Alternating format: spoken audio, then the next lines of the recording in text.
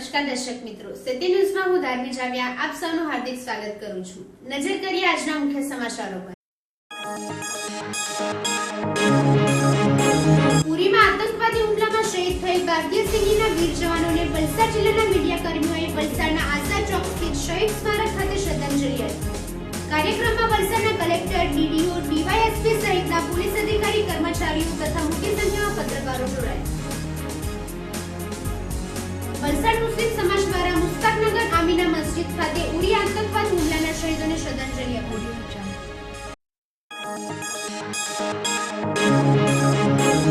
હવે સમાચારો વિસ્તારથી। જમ્મુ કાશ્મીરના ઉરીમાં ભારતીય સૈનિક છાવણી પર આતંકવાદીઓ દ્વારા કરાયેલા નાપાક હુમલામાં શહાદત વહોરનાર ભારતીય સૈન્યના 18 વીર જવાનોને વલસાડ જિલ્લાના મીડિયા કર્મીઓ દ્વારા વલસાડના આઝાદ ચોક ખાતે આજરોજ શ્રદ્ધાંજલિ આપવામાં આવી હતી। જિલ્લાના પત્રકારોએ સૈનિક ફંડ માટે પોતાના ગજવામાંથી 40,000 રૂપિયાથી વધુની રકમ ભેગી કરીને અનુકરણીયની પહેલ કરી છે। જિલ્લાના પત્રકારો દ્વારા આયોજિત શ્રદ્ધાંજલિ કાર્યક્રમમાં ઉપસ્થિત રહેલા જિલ્લા કલેક્ટર રેમ્યા મોહન તથા જિલ્લા વિકાસ અધિકારી ગૌરાંગ મકવાણાએ આઝાદ ચોક સ્થિત શહીદ સ્મારક ખાતે ભારતના વીર શહીદોને પુષ્પાંજલિ અર્પી તેમની શહાદતને બિરદાવી હતી। જવાનો પર થયેલા આતંકવાદી હુમલાનો બંને ઉચ્ચ અધિકારીઓએ વખોડી કાઢી માત્ર વલસાડ જ નહીં તો સમગ્ર ભારતની પ્રજા જવાનો તથા તેમના પરિવારજનોની પડખે હોવાનું જણાવ્યું હતું। આ પ્રસંગે વલસાડ મીડિયા એસોસિએશનના પ્રમુખ અને સંદેશના સિનિયર પત્રકાર ઉત્પલ દેસાઈએ જણાવ્યું કે મીડિયા કર્મીઓએ શહીદ થયેલ સૈનિકોના પરિવારોની સહાય માટે રૂપિયા 40,000 થી વધુનો ફંડ ફાળો એકત્ર કરી દાખવેલ અનુકરણીય પહેલ કરી હતી, જેમાં સત્ય ન્યૂઝના રિપોર્ટર સુભાષ ઠાકોર અને તેની યંગ ટીમ દ્વારા શહીદ જવાનોના પરિવાર માટે 12,000 જેટલી રકમ ભેગી કરી માનવતા મહેકાવી હતી। આ પ્રસંગે વલસાડના સિનિયર પત્રકારો સહિત મોટી સંખ્યામાં મીડિયા કર્મીઓ ઉપરાંત વલસાડના ડીવાયએસપી પીડીએમ પરમાર, સીટીપીઆઈ વિજય વ્યાસ, પીએસઆઈ એમએન શેખ સહિતનો પોલીસ સ્ટાફ, સ્વૈચ્છિક સંસ્થાઓના પ્રતિનિધિઓ, ગૌરક્ષકોની યુવા ટીમ, નાનકવાડાના યુવાનો સહિત મોટી સંખ્યામાં ઉમટી પડેલા લોકોએ શહીદો અમર રહોના નાદથી વાતાવરણ ગજાવી મૂક્યું હતું। भारत माता की भारत माता की शहीदो अमर रहो, शहीदो अमर रहो, शहीदो अमर रहो, शहीदो अमर रहो, शहीदो अमर रहो, शहीदो अमर रहो, शहीदो अमर रहो, शहीदो अमर रहो, शहीदो भारत माता की।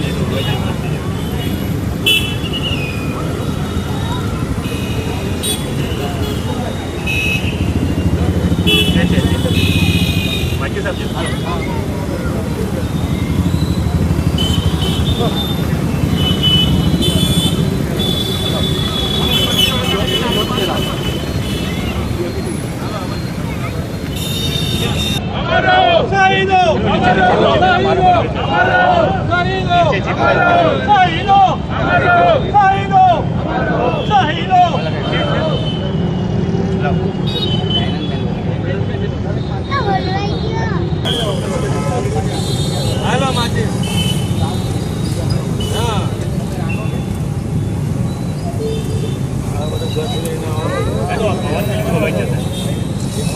ભારતીય સેનાના જવાનોને શહીદો થયા છે અને શ્રદ્ધાંજલિ આપવાના કાર્યક્રમમાં વલસાડના માન્ય કલેક્ટર મેડમ, સર્વ અધિકારીગણ ખરેખર ખૂબ જ નિંદનીય કૃત્ય છે અને આપણે સર્વે એને વખોડી કાઢવું જોઈએ અને ભવિષ્યમાં આવી ઘટનાઓ ન બને એ માટે પ્રભુને પ્રાર્થના પણ કરવી જોઈએ। ભારતીય સેનાની સાથે છીએ આપણે, તન મન ધનથી સેનાની સાથે છીએ। જવાનો એકલા નથી, સમગ્ર તંત્ર છે, બધા જ છે અને ભારત દેશ હંમેશા અમર છે, અમર રહેશે। જય હિન્દ, જય જય ગરવી। ભારતીય સેના સામે જે નિંદનીય કૃત્ય થયેલું છે એ જે કૃત્ય બધા ભારતના બધા નાગરિકો, આજે વલસાડના બધા નાગરિકો અને પત્રકાર મિત્રો અને અમે બધા વહીવટીતંત્ર તરફથી પણ અમે કન્ડેમ કરીએ છીએ। આવા કૃત્યો ભવિષ્યમાં ના થવી જોઈએ અને ભારતીય સેનાનું મોરાલ ડાઉન ના થાય, અમે બધા સાથે છીએ અને ચેતવણી આપવા માંગીએ છીએ વલસાડના બધા નાગરિકો તરફથી। આતંકવાદી હુમલામાં શહીદી વહોરનાર આપણા ભારતીય સૈન્યના જે 18 સૈનિકો છે એમની શહાદતને કારણે દેશભરમાં જે ગુસ્સો ફાટી નીકળ્યો છે, તો એવા આ પ્રસંગમાં વલસાડ જિલ્લાના પત્રકારો પણ શહીદોને શ્રદ્ધાંજલિ આપવા અંગે આજે એક કાર્યક્રમનું આયોજન કર્યું હતું અહીં વલસાડના આઝાદ ચોક પર અને આ પ્રસંગે કલેક્ટર મેડમ, વલસાડના DDO, DYSP સાહેબ, આ બધા અને પોલીસ વિભાગ અને તમામ પત્રકારોએ પણ હાજર રહીને શહીદોની શ્રદ્ધાંજલિ આપી છે આ કાર્યક્રમમાં. અને આ કાર્યક્રમ અંતર્ગત વલસાડ જિલ્લામાં જે અત્યાર સુધીમાં દાનનો જે શહીદના પરિવારોના લાભાર્થ માટે અત્યાર સુધી આપણી રીતે દાનનો જે કહેવાય સરવાણી વહેતી નહીં થઈ હતી, એટલે પત્રકારોએ એક પહેલ કરી છે. અને પત્રકારોએ પોતે જે પ્રમાણે અંદરથી દાન ઉઘરાવવાનું ચાલુ કરે ને, અત્યાર સુધીમાં લગભગ 40,000 રૂપિયા જેવી રકમ ભેગી થઈ ગઈ છે. અને હજી જેટલી રકમ ભેગી થશે એ તમામ રકમ આપણે શહીદોના પરિવારોના લાભાર્થે મોકલવાના છે. અને આ રીતના આપણે વલસાડ જિલ્લાના પત્રકારોએ આ નવો જિલ્લો, એટલીસ્ટ વલસાડ જિલ્લા માટે નવો જિલ્લો ચાલી રહ્યો છે. અને અમે એવી અપેક્ષા રાખીએ કે વલસાડ જિલ્લાના પત્રકારોને આ કામગીરી જોઈને અન્ય સમાજના અને અન્ય લોકો પણ પ્રેરણા મળે એવી અમે આ તબક્કે આશા રાખીએ છીએ. વલસાડના મુસ્તાકનગરમાં આવેલ શાલીમાર એપાર્ટમેન્ટ પાસે સ્થિત આમીના મસ્જિદ ખાતે મુસ્લિમ સમાજના વિવિધ અગ્રણીઓ ભેગા મળી જુમાની નમાઝ બાદ ઉરી આતંકવાદી ઘટનાને કડક શબ્દોમાં વખોડી મૃતક દેશના વીર જવાનોની આત્માની શાંતિ માટે દુઆ કરી પાકિસ્તાન જેવા આતંકવાદી દેશને કડક શબ્દોમાં ચેતવણી આપી કે ભારત દેશના મુસ્લિમ સમાજ હવે ચૂપ રહેશે નહીં, આતંકવાદી દેશને તેની ભાષામાં જવાબ આપવા તત્પર છે. ત્યારે મસ્જિદના મૌલાના અબ્દુલ અજીઝ સાહેબ, ટ્રસ્ટી ઝુબેર ખાન, હનીફ માલિક તથા ખૂબ મોટી સંખ્યામાં મુસ્લિમ યુવાનો ભેગા મળી શહીદ પરિવાર જવાનો માટે દુઆ કરી હૃદયપૂર્વક શ્રદ્ધાંજલિ અર્પી હતી. فقال أنبئوني بأسماء هؤلاء إني أعلم غيب السماوات والأرض وأعلم ما تبدون آدم فسجدوا إلا إبليس أبى واستكبر وكان من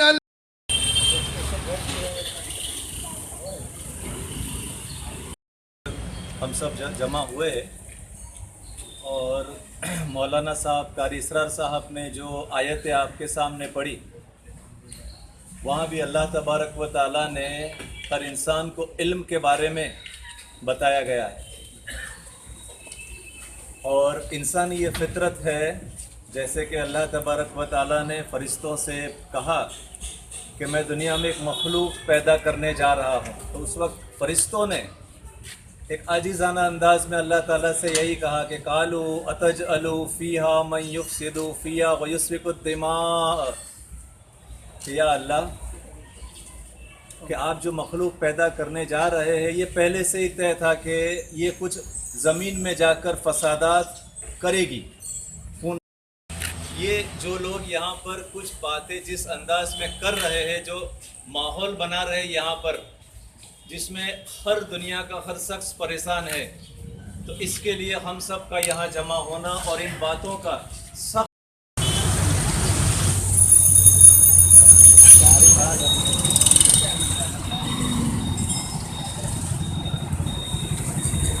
ये जो हमले हो रहे हैं और हमारा कीमती सरमाया, देश का कीमती सरमाया हमारा एक फ़ौजी और एक सैनिक है.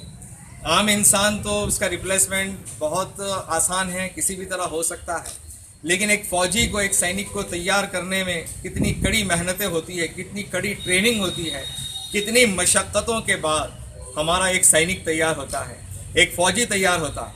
हमारे हिंदुस्तान में अगर सबसे कीमती कोई चीज़ है तो हमारा एक सैनिक और फ़ौजी है कि जिसको इतनी मशक्क़त के बाद ट्रेन करके तैयार किया जाता है, और उसका इस तरह का मामला हो जाना कि उसको कोई दुश्मन मुल्क आए और उसको शहीद करके चला जाए, उसको मार के चला जाए, तो जाहिर बात है ये हमारा देश का सबसे बड़ा नुकसान है.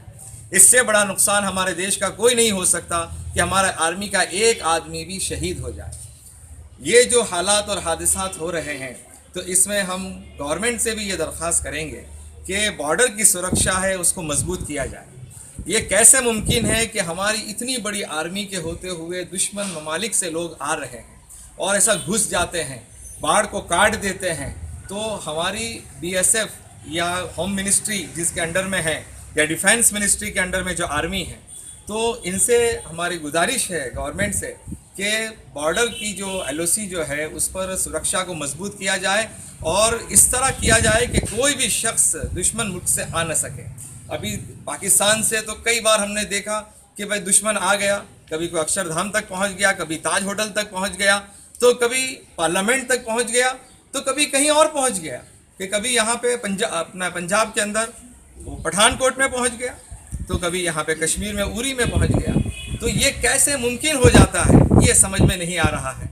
हमारे मछुआरे फिशरमैन फिशिंग के लिए जाते हैं तो उनकी बोट को पाकिस्तानी लोग कब्जा कर लेते हैं, उनको जेल में डाल देते हैं। तो हमारे आदमी तो एकदम आसानी से चले जाते हैं, हमारी नेवी भी उनको बचा नहीं पाती और वो पाकिस्तान की जेलों में पहुंच जाते हैं। और वो लोग कैसी आसानी से हमारे हिंदुस्तान में आ जाते हैं। तो मेरा सरकार से भी मीडिया के थ्रू ये नम्र अर्ज है और गुजारिश है कि बॉर्डर की सुरक्षा को मजबूत किया जाए। और पाकिस्तान के घुसपैठियों को देखकर चाइना भी हिम्मत करता है, वो भी कभी कभी अंदर घुस आता है। तो हमारे लिए हमारे फौजी ये बहुत ही कीमती सरमाया है। उनकी हिफाजत के लिए उनको जो टेंट दिया जाना चाहिए वो फायर प्रूफ होना चाहिए। अभी जो अखबार में जो रिपोर्ट आई और हमने सुना कि 3 मिनट में 17 ग्रेनेड से 18 आदमी एक साथ चले गए।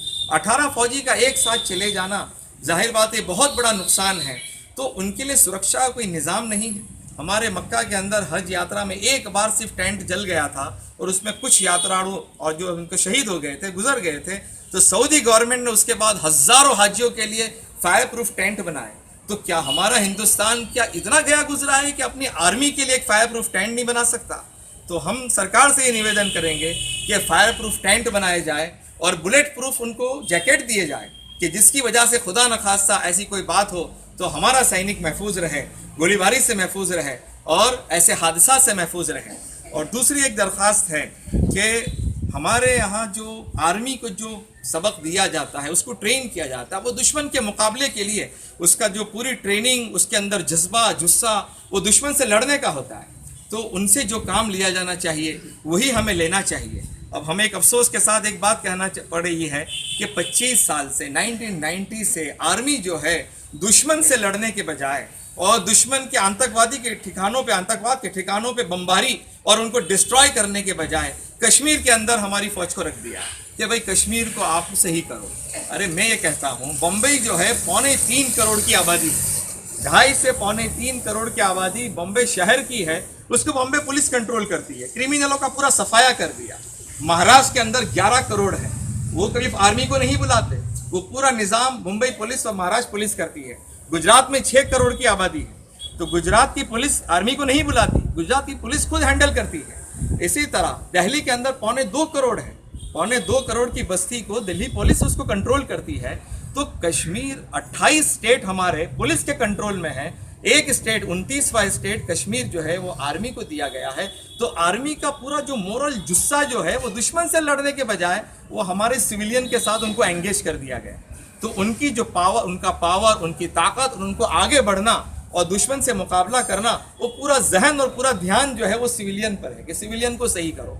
मेरी ये दरख्वास्त है कि जिस तरह हमारे 28 स्टेट के अंदर पुलिस कंट्रोल करती है, तो ऐसे ही कश्मीर की पुलिस को मजबूत किया जाए, उनको आर्म दिए जाए, हथियार दिए जाए और वो वहाँ पे जो पीस जो है वो एस्टैब्लिश करें। और आर्मी का जो काम है वो बॉर्डर के लिए है, तो बॉर्डर पे उनको भेजा जाए और आतंकवाद के जो भी गढ़ बने हुए हैं LOC के उस तरफ है, उसको निशाना लगा के उसको डिस्ट्रॉय करें और आतंकवाद का खात्मा करें।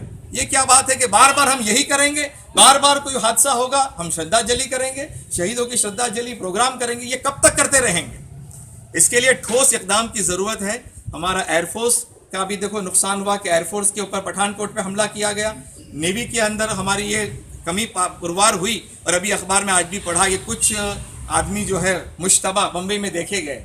तो ये कैसे मुमकिन हो जाता है कि वो लोग यहाँ पहुँच जाते हैं और हमारे आदमी सिर्फ फिशिंग के लिए जाते हैं तो वो पाकिस्तान की जेलों में पहुँच जाते हैं। और अभी जो आर्मी पे तो बहुत सारे अटैक हुए हैं ऐसे इक्का दुक्का करके। और कभी कभी एक बात और भी मैं आपसे कहना चाहूँगा कि आर्मी को जो हमने सिविल के अंदर सिविल मैटर में डाला है, तो कभी कभी ये हताश हो जाते हैं कि हमारी ट्रेनिंग, हमारी क़ुव्वत, हमारी ताकत दुश्मन से लड़ने के लिए है और हमें मजबूरन अपने ही आदमियों से लड़ना पड़ता है, कश्मीरियों से लड़ना पड़ता है। तो कभी कभी वो नर्वस हो जाते हैं, हताश हो जाते हैं। तो ऐसे भी वाक़यात हुए हैं कि एक आर्मी मैन ने, एक सैनिक ने अपने ही आदमियों को मार दिया, हताश होकर, डिप्रेस होकर अपने ही सब आदमियों को मार दिया और खुद आत्महत्या कर ली। तो ये जो मामला जो क्रिएट हो रहा है, तो इसको सही किया जाए और आर्मी को आर्मी की जगह पे भेजा जाए, जिसके लिए उनको तैयार किया जा रहा है वही काम उन्हें करना दिया जाए कि वो दुश्मन के ठिकाने को टारगेट बनाए और सबको ख़त्म करें। तो मेरी सरकार से ये निवेदन और आजिज़ाना गुजारिश है कि आर्मी की हिफाजत के लिए एक तो बुलेट प्रूफ जैकेट का इंतज़ाम किया जाए, फायर प्रूफ टेंट दिए जाए और जो भी हिफाजती इक़दाम होने चाहिए वो किए जाए। ये बॉर्डर क्रॉस करके आना ये हमारी देश की सुरक्षा के लिए बहुत बड़ा मसला है और एक एक सैनिक का ख़त्म होना, अगर सिविलियन भी मर जाएंगे तो हमें इतना गम नहीं है कि सिविलियन की रिप्लेसमेंट हो सकती है, लेकिन एक सैनिक जिसको कितनी तैयारी के साथ, उसको कितनी ट्रेनिंग के बाद तैयार किया जाता, उस एक सैनिक का भी हम खमियाजा जो है वो इस तरह भुगतते हैं, तो ये बहुत अफसोस और दुख की बात है और हमें इसकी रोकथाम करनी है कि आइंदा कोई भी बॉर्डर पार से हमारे यहाँ कोई आतंकी घुस न पाए और उसको जो देखते ही ठार करने का जो हुक्म होता है इसी तरह एक सख्त एक्शन लिया जाए और तमाम को ख़त्म कर दिया जाए। और दूसरा, हमारे ये जो इस्लाम मज़हब की ये जो कहते हैं मुसलमान हैं, पाकिस्तान से आए, कोई बलूचिस्तान से आए, कोई कहाँ से आए, आतंकवादी जितने भी आते हैं वो अपने आप को मुसलमान कहते हैं, कोई कुरान की आयत पढ़ता है, कोई क्या करता है, कोई क्या है। इस्लाम के अंदर मैंने अभी बयान में कहा जुमा के कि इस्लाम के अंदर किसी को तिरछी नज़र से देखना, किसी को घूर कर देखना, किसी को नफरत की नज़र से देखना वो गुनाह और पाप कहा गया है। किसी को तकलीफ पहुंचाना ये पाप है, चे जाए कि हम किसी को इस तरह करें। खुदकुशी करना पाप है, किसी को मारना तो उससे बड़ा गुनाह है। तो ये जो भी दहशत गर्दी है वो इस्लाम के मुखालिफ है। इस्लाम धर्म सलामती का संदेशा देता है, वो अस्सलाम वालेकुम कहता है, अल्लाह तुम्हें सलामत रखे, ईश्वर तुम्हें सलामत रखे। इस्लाम धर्म के अंदर सलामती का मैसेज सलाम के अंदर रखा गया है, तो इस्लाम धर्म सलामती चाहता है। तमाम मुसलमानों से अपील है और जितने भी मुसलमान हिंदुस्तान में हैं, पाकिस्तान में, बांग्लादेश में जो अपने आप को मुसलमान कहते हैं उनसे अपील है कि दहशतगर्दी का पूरा खात्मा किया जाए। और अगर पाकिस्तान गवर्नमेंट इसका सपोर्ट करती है, बांग्लादेश गवर्नमेंट सपोर्ट करती है, कोई भी मुस्लिम कंट्री सपोर्ट करती है, तो उसका सख्त से सख्त मुकाबला होना चाहिए, उसका रद्द अमल होना चाहिए और ऐसी सजा देना चाहिए कि दूसरी बात ऐसी कभी जुर्रत न करे कि हिंदुस्तान में कदम रख सके। बॉम्बे पुलिस की बात देखिए, दाऊद इब्राहिम को बम्बई से बाहर कर दिया है, उसकी हिम्मत नहीं है कि बॉम्बे के अंदर कदम रख सके। बॉम्बे पुलिस ने अपना ऐसा धाक बनाया है, किसी क्रिमिनल की यह हिम्मत नहीं है कि बॉम्बे के अंदर कदम रख सके। वो हिंदुस्तान से बाहर अपनी जिंदगी गुजार रहे हैं। इसी तरह हमारी आर्मी को भी इतना मजबूत किया जाए और उसको ऐसे हमले करने और ऐसा धाक बिठाया जाए कि किसी की भी हिम्मत न हो कि वो कदम तो क्या रखे, नजर उठाने की हिम्मत न रहे। છતાં પહેલા ફરી એક નજર આજના મુખ્ય સમાચારો પર। પુરીમાં આતંકવાદી હુમલામાં શહીદ થયેલ ભારતીય સૈન્યના વીર જવાનોને વલસાડ જિલ્લાના મીડિયા કર્મીઓએ વલસાડના આઝાદ ચોક સ્થિત શહીદ સ્મારક ખાતે શ્રદ્ધાંજલિ આપી। કાર્યક્રમમાં વલસાડના કલેક્ટર, ડીડીઓ, ડીવાયએસપી સહિતના પોલીસ અધિકારી, કર્મચારીઓ તથા મોટી સંખ્યામાં પત્રકારો જોડાયા। વલસાડ મુસ્લિમ સમાજ દ્વારા મુસ્તાકનગર આમીના મસ્જિદ ખાતે ઉરી આતંકવાદ હુમલાના શહીદોને શ્રદ્ધાંજલિ આપી।